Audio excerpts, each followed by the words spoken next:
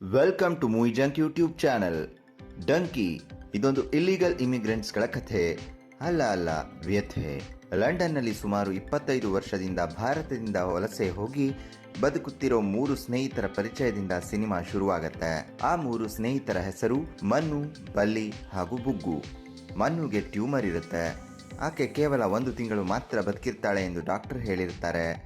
ಅವಳು ತನ್ನ 2 ಸ್ನೇಹಿತರ ಜೊತೆಗೆ ಭಾರತಕ್ಕೆ ವಾಪಸ್ ಬರಲು ಪ್ಲಾನ್ ಮಾಡ್ತಾಳೆ. ಈ ಕಡೆ ಕಥಾನಾಯಕ ಹಾರ್ಡಿ ಸಿಂಗ್ ಧಿಲಾನ್ ಪಂಜಾಬ್ನಲ್ಲಿ ಜೀವನ ನಡೆಸ್ತಾ ಇರ್ತಾನೆ. ಅವನಿಗೆ ಲಂಡನ್ನಿಂದ ಕರೆ ಬಂದಾಗ ಭಾರತದಿಂದ ಬ್ಯಾನ್ ಆಗಿರೋ 3 ಸ್ನೇಹಿತರನ್ನು ಲಂಡನ್ನಿಂದ ಮರಳಿ ಕರೆತರಲು ಅವರನ್ನು ದುಬೈನಲ್ಲಿ ಭೇಟಿಯಾಗುವಂತೆ ಅವರಿಗೆ ಹೇಳ್ತಾನೆ. ಹೀಗಾಗಿ ಲಂಡನ್ನಲ್ಲಿರುವ 3 ಸ್ನೇಹಿತರು ಫ್ಲೈಟ್ನಲ್ಲಿ ದುಬೈಗೆ ಪ್ರಯಾಣ ಶುರು ಮಾಡ್ತಾರೆ. ಕತೆ ಹಾಗೆ 25 ವರ್ಷದ ಹಿಂದಿನ ಕಾಲಘಟ್ಟಕ್ಕೆ ಶಿಫ್ಟ್ ಆಗತ್ತೆ. ಅದೊಂದು ಪಂಜಾಬ್ನ ಲಾಲ್ಟು ಎಂಬುವ ಚಿಕ್ಕ ಪಟ್ಟಣ. ತುಂಬ ಯುವಕರಿಗೆ ಅನಿಸುವಂತೆ ಈ 3 ಸ್ನೇಹಿತರಿಗೂ ರಿಚ್ ಆಗಬೇಕು ಎಂಬುವ ಆಸೆ ಇರುತ್ತೆ.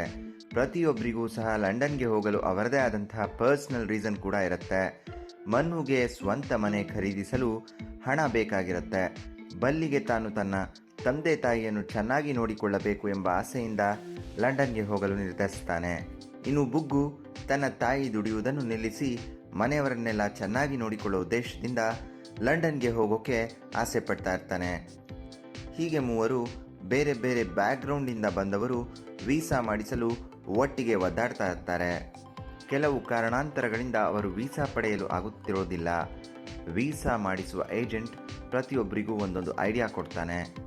ಮನ್ನುಗೆ ಕುಸ್ತಿಪಟುವಾಗಿ ಒಲಿಂಪಿಕ್ಸ್ಗೆ ಹೋಗುವಂತೆ, ಬುಗುಗೆ ಫೇಕ್ ಡಾಕ್ಟರ್ ಆಗಿ ಹೋಗುವಂತೆ, ಬಲ್ಲಿಗೆ ಲಂಡನ್ನಿಂದ ಇಂಡಿಯಾಗೆ ಬಂದಿರುವ ಒಂದು ಹುಡುಗಿಯನ್ನು ಮದುವೆಯಾಗಿ ಅವಳ ಜೊತೆ ಲಂಡನ್ಗೆ ಹೋಗುವಂತೆ ಐಡಿಯಾಗಳನ್ನ ಕೊಡ್ತಾನೆ. ಹೀಗೆ 3 ತಮ್ಮ ತಮ್ಮ ಐಡಿಯಾಗಳನ್ನು ನಿಜ ಮಾಡಲು ಹೊರಡ್ತಾರೆ. ಈ ಗ್ಯಾಪಲ್ಲಿ ಕಥಾನಾಯಕ ಹಾರ್ಡಿ ಮನ್ನು ಮನೆಗೆ ಬಂದಿರ್ತಾನೆ.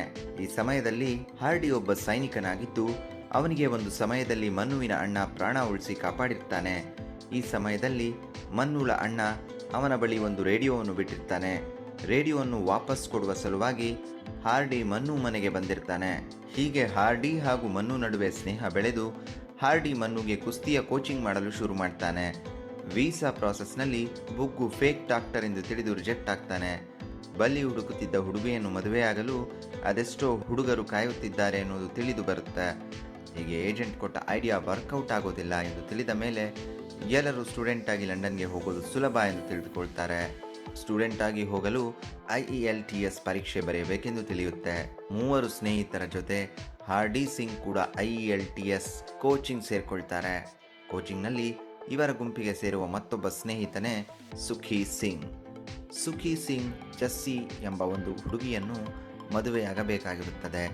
ಆದರೆ ಜಸ್ಸಿ ಲಂಡನ್ನಲ್ಲಿರುವ ಒಬ್ಬನನ್ನು ಮದುವೆಯಾಗಿ ಹೋಗಿರುತ್ತಾಳೆ. ಜಸ್ಸಿ, ನನ್ನ ಗಂಡ ತುಂಬ ಕಾಟ ಕೊಡುತ್ತಿದ್ದಾನೆ, ನನ್ನನ್ನು ಬಂದು ಕಾಪಾಡು ಎಂದು ಪತ್ರ ಬರೆಯುತ್ತಾಳೆ.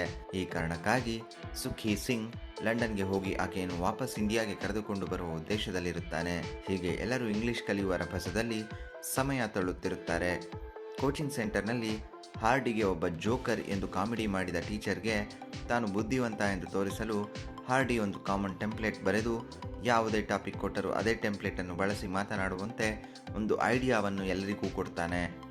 ಎಲ್ಲರೂ ಈ ಐಡಿಯಾಗೆ ಫಿದಾ ಆಗ್ತಾರೆ. ಆದರೆ ಎಕ್ಸಾಮ್ನಲ್ಲಿ ಈ ಐಡಿಯಾ ವರ್ಕೌಟ್ ಆಗದೆ ಎಲ್ಲರೂ ಫೇಲ್ ಆಗ್ತಾರೆ. ಸ್ನೇಹಿತರ ಗುಂಪಲ್ಲಿ ಬಲ್ಲಿ ಮಾತ್ರ ಪಾಸಾಗಿ ಇನ್ನುಳಿದವರೆಲ್ಲರೂ ಎಕ್ಸಾಮ್ನಲ್ಲಿ ಫೇಲ್ ಆಗ್ತಾರೆ. ಹೀಗಾಗಿ ಬಲ್ಲಿ ಲಂಡನ್ಗೆ ಹೋಗ್ತಾನೆ. ಇದೇ ಸಮಯದಲ್ಲಿ ಸುಖಿ ಸಿಂಗ್ಗೆ ಲಂಡನ್ನಿಂದ ಒಂದು ಕರೆ ಬರುತ್ತೆ. ಆ ಕರೆ ಮುಖಾಂತರ ಜಸ್ಸಿ ನೋವನ್ನು ತಾಳಲಾರ ಸತ್ತು ಹೋದ ವಿಷಯ ತಿಳಿದು ಬರುತ್ತೆ. ಇದರಿಂದ ಡಿಸಪಾಯಿಂಟ್ ಆದ ಸುಖಿ ತನ್ನ ದೇಹಕ್ಕೆ ಬೆಂಕಿ ಹಚ್ಚಿಕೊಂಡು ಆತ್ಮಹತ್ಯೆ ಮಾಡಿಕೊಳ್ಳುತ್ತಾನೆ. ಇದರಿಂದ ನೋವು ಹಾಗೂ ಉದ್ವೇಗದಿಂದ ಉಳಿದ ಸ್ನೇಹಿತರೆಲ್ಲರೂ ಒಂದು ನಿರ್ಧಾರಕ್ಕೆ ಬರ್ತಾರೆ. ಇಲ್ಲೀಗಲ್ ಆಗಿ ಅಂದರೆ ಡಂಕಿ ರೀತಿಯಲ್ಲಿ ಲಂಡನ್ ಪ್ರವೇಶಿಸಲು ನಿರ್ಧರಿಸ್ತಾರೆ. ಇಲ್ಲೀಗಲ್ ಎಂಟ್ರಿಯ ಜರ್ನಿ ಶುರು ಆಗ್ತಾ ಇದ್ದಂತೆ ಮೊದಲು ಪಾಕಿಸ್ತಾನಕ್ಕೆ ಹೋಗಿ ಅಲ್ಲಿಂದ ಅಫ್ಘಾನಿಸ್ತಾನಕ್ಕೆ ಹೋಗಿ ನಂತರ ಟರ್ಕಿಗೆ ಪ್ರವೇಶ ಮಾಡ್ತಾರೆ.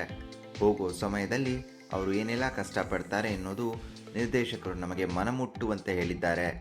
ಟರ್ಕಿಯಲ್ಲಿ ಇದ್ದಾಗ ಅವರ ಮೇಲೆ 3 ಜನ ಅಟ್ಯಾಕ್ ಮಾಡ್ತಾರೆ. ಆ ಸಮಯದಲ್ಲಿ ಇವರ ಗುಂಪಿನಲ್ಲಿ ಇದ್ದ ಇನ್ನೂ 3 ಸ್ನೇಹಿತರು ಸತ್ತು ಹೋಗ್ತಾರೆ. ನಾಯಕಿಯ ಮೇಲೆ ಅತ್ಯಾಚಾರ ನಡೆಸಲು ಪ್ರಯತ್ನಿಸಿದಾಗ ಹಾರ್ಡಿ ಸಿಂಗ್ ಆ ಗುಂಪಿನವರನ್ನೆಲ್ಲ ಕೊಂದು ಅಲ್ಲಿಂದ ಎಲ್ಲರೂ ತಪ್ಪಿಸಿಕೊಂಡು ಲಂಡನ್ ತಲುಪ್ತಾರೆ. ಲಂಡನ್ ತಲುಪ್ತಿದ್ದ ಹಾಗೆ ಬಲ್ಲಿ ಗಲ್ಲಿಯಲ್ಲಿ ಸ್ಟ್ಯಾಚು ಆಗಿ ಹಣಕ್ಕಾಗಿ ಕಷ್ಟಪಡ್ತಾ ಇದ್ದ ದೃಶ್ಯವನ್ನು ನೋಡಿ ಹಾರ್ಡಿ ಅಂಡ್ ಗ್ಯಾಂಗ್ ಆಶ್ಚರ್ಯವಾಗ್ತಾರೆ. ಬಲ್ಲಿ ಇಲ್ಲೀಗಲ್ ಆಗಿ ಲಂಡನ್ಗೆ ಬರುವವರ ಕಷ್ಟ ಹಾಗೂ ಬದುಕು ಹೇಗೆ ಇರುತ್ತದೆ ಎಂಬ ನಗ್ನ ಸತ್ಯವನ್ನು ತನ್ನ ಸ್ನೇಹಿತರಿಗೆ ತಿಳಿಸ್ತಾನೆ. ಊರಲ್ಲಿರೋರು ನಮ್ಮ ಬಗ್ಗೆ ಏನೇನೋ ಅಂದುಕೊಂಡಿರುತ್ತಾರೆ, ಆದರೆ ನಾವು ಇಲ್ಲಿ ಪಡುವ ಕಷ್ಟ ನಮಗೆ ಮಾತ್ರ ಗೊತ್ತು. ಮನೆಯವರನ್ನು ಸುಖವಾಗಿಡಲು ಏನೆಲ್ಲ ಸುಳ್ಳುಗಳನ್ನು ಹೇಳಬೇಕಾಗಿ ಬರುತ್ತದೆ ಎಂಬುದನ್ನು ಅರ್ಥ ಮಾಡಿಸ್ತಾನೆ. ಈ ಸಮಯದಲ್ಲಿ ಆ ದೇಶದ ಸಿಟಿಸನ್ಶಿಪ್ ಪಡೆಯಲು ಏನು ಮಾಡಬೇಕೆಂದು ತಿಳಿಯಲು ಒಬ್ಬ ಲಾಯರ್ನನ್ನು ಭೇಟಿಯಾಗ್ತಾರೆ. ಆ ಲಾಯರ್ ಮನ್ನುಗೆ ಒಬ್ಬನನ್ನು ಪರಿಚಯಿಸಿ ಅವನನ್ನು ಮದುವೆಯಾಗಿ 2 ವರ್ಷದ ನಂತರ ಡೈವರ್ಸ್ ಕೊಡು, ಅದಾದ ಮೇಲೆ ನೀನು ಯಾರನ್ನ ಮದುವೆಯಾಗುತ್ತೀಯೋ ನಿನ್ನ ಜೊತೆ ಅವರೂ ಸಹ ಈ ದೇಶದ ಪ್ರಜೆಯಾಗುತ್ತಾರೆ ಎಂದು ಹೇಳುತ್ತಾನೆ. ಹಾರ್ಡಿ ಮನಸ್ಸು ಪೂರ್ತಿಯಾಗಿ ಒಪ್ಪದಿದ್ದರೂ ಸಹ ಮನ್ನು ಒಪ್ತಾಳೆ. ಮದುವೆಯ ಸಮಯದಲ್ಲಿ ಗಂಡು ಹೆಣ್ಣಿಗೆ ಕಿಸ್ ಕೊಡುವಂತ ಹೇಳಿದಾಗ ಅಲ್ಲೇ ಇದ್ದ ಹಾರ್ಡಿ ಕೋಪದಿಂದ ಅವರನ್ನೆಲ್ಲ ಹೊಡೆಯುತ್ತಾನೆ. ಈ ಸಮಯದಲ್ಲಿ ಪೊಲೀಸರು ಬಂದು ಇವರನ್ನೆಲ್ಲ ಅರೆಸ್ಟ್ ಮಾಡಿದಾಗ ಇವರು ಇಲ್ಲೀಗಲ್ ಇಮಿಗ್ರೆಂಟ್ಸ್ ಎಂದು ತಿಳಿದು ಬರುತ್ತೆ. ಕೋರ್ಟ್ನಲ್ಲಿ ಇದ್ದಾಗ ಜಡ್ಜ್ ಇವರಿಗೆ ಒಂದು ಆಪ್ಷನ್ ಅನ್ನು ಕೊಡುತ್ತಾರೆ. ನೀವು ಭಾರತದಲ್ಲಿ ಹಿಂಸೆ ತಾಳಲಾರದೆ ಇಲ್ಲಿಗೆ ಓಡಿ ಬಂದಿದ್ದೀರಿ ಎಂದು ಒಪ್ಪಿಕೊಂಡರೆ ನಾವು ನಿಮಗೆ ಈ ದೇಶದ ಸಿಟಿಸನ್ಶಿಪ್ ಕೊಡುತ್ತೇವೆ ಎಂದು ಹೇಳುತ್ತಾರೆ. ಇದಕ್ಕೆ ಹಾರ್ಡಿ ಒಪ್ಪೋದಿಲ್ಲ. ಇನ್ನೊಂದು ದೇಶದ ಸಿಟಿಸನ್ಶಿಪ್ಗಾಗಿ ತನ್ನ ದೇಶದ ಬಗ್ಗೆ ಕೀಳಾಗಿ ಮಾತನಾಡಲು ಇಷ್ಟವಿಲ್ಲದ ಕಾರಣ ಹಾರ್ಡಿ ಅವರು ಕೊಟ್ಟ ಆಪ್ಷನನ್ನು ಸ್ವೀಕರಿಸದೆ ಭಾರತಕ್ಕೆ ಮರಳುತ್ತಾನೆ. ಇನ್ನುಳಿದವರು ಹೇಳಿದ ಮಾತಿಗೆ ಒಪ್ಪಿಕೊಂಡು ಅಲ್ಲಿನ ಪ್ರಜೆಗಳಾಗಿ ಉಳಿದುಕೊಳ್ತಾರೆ. ಇಲ್ಲಿಗೆ ಫ್ಲ್ಯಾಶ್ ಬ್ಯಾಕ್ ಮುಗಿದು ಕಥೆ ಮತ್ತೆ ದುಬೈನಲ್ಲಿ ಪ್ರೆಸೆಂಟ್ಗೆ ಬರುತ್ತೆ. ಹಾರ್ಡಿ ತನ್ನ ಹಳೆ ಸ್ನೇಹಿತರನ್ನು ರಿಸೀವ್ ಮಾಡಲು ಏರ್ಪೋರ್ಟ್ಗೆ ಬಂದಿರ್ತಾನೆ. ಮನ್ನುಗೆ ಇರುವ ಕಾಯಿಲೆ ಬಗ್ಗೆ ತಿಳಿದು ತುಂಬ ನೊಂದ್ಕೊಳ್ತಾನೆ. ಅವಳ ಆಸೆಯಂತೆ ಅವರನ್ನು ಇಲ್ಲೀಗಲ್ ಆಗಿ ಭಾರತಕ್ಕೆ ಕರೆದುಕೊಂಡು ಹೋಗುವಂತೆ ಒಪ್ಪಿಕೊಳ್ತಾನೆ. ಹಾರ್ಡಿ ತನ್ನ IELTS ಕೋಚ್ ಗೀತು ಹಾಗೂ ಇನ್ನೊಬ್ಬ ಏಜೆಂಟ್ನ ಸಹಾಯದಿಂದ ತನ್ನ ಜೊತೆ ತನ್ನ 3 ಸ್ನೇಹಿತರನ್ನು ಭಾರತಕ್ಕೆ ಕರೆದುಕೊಂಡು ಬರಲು ಪ್ಲಾನ್ ಅರೇಂಜ್ ಮಾಡ್ತಾನೆ. ಎಲ್ಲರೂ ಒಂದು ಕಂಟೈನರ್ನಲ್ಲಿ ಭಾರತಕ್ಕೆ ಬರಲು ರೆಡಿಯಾಗ್ತಾರೆ. ಆದರೆ ಕಂಟೈನರ್ ಬಾಗಿಲನ್ನು ಮುಚ್ಚುವ ಸಮಯದಲ್ಲಿ ಆ ಏಜೆಂಟ್ ಈ ಕಂಟೈನರ್ ಲಂಡನ್ಗೆ ಹೋಗುತ್ತೆ, ನೀವು ವಾಪಸ್ ಲಂಡನ್ಗೆ ಹೋಗಿ ಎಂದು ಹೇಳಿ ಕಂಟೈನರ್ನ ಕ್ಲೋಸ್ ಮಾಡ್ತಾನೆ. ಆ ಏಜೆಂಟ್ ಪೊಲೀಸ್ಗೆ ಕರೆ ಮಾಡಿ ಇವರ ಬಗ್ಗೆ ಸುಳಿವು ನೀಡಿ ಪೊಲೀಸರ ಕೈಗೆ ಸಿಕ್ಕಾಕಿಸ್ತಾನೆ. ಪೊಲೀಸರು ಕೇಳಿದಾಗ ಹಾರ್ಡಿ ಅಂಡ್ ಗ್ಯಾಂಗ್ ನಾವು ಭಾರತೀಯರು ಇಲ್ಲೀಗಲ್ ಆಗಿ ಲಂಡನ್ಗೆ ಹೋಗುತ್ತಿದ್ದೇವೆ ಎಂದು ಹೇಳುತ್ತಾರೆ.